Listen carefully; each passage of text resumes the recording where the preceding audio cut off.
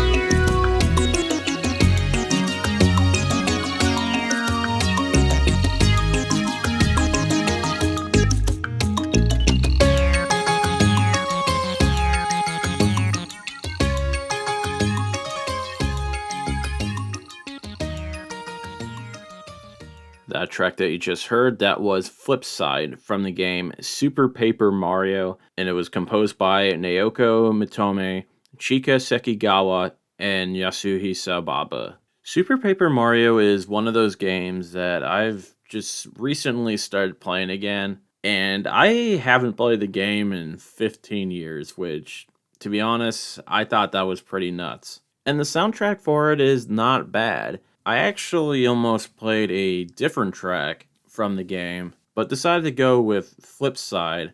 It's got a real nice theme, and you wind up hearing this song a lot since it's the main hub area of the game, and that it has a otherworldly sound to it, but it also sounds familiar, if that makes any sense. You just get a feeling of comfort, which coincidentally you get this with this next track that I have for you guys. And it's coming from a totally different game, too. And I want to play the Safe Room from Resident Evil 7 Biohazard, and that was composed by Miwako Chinone.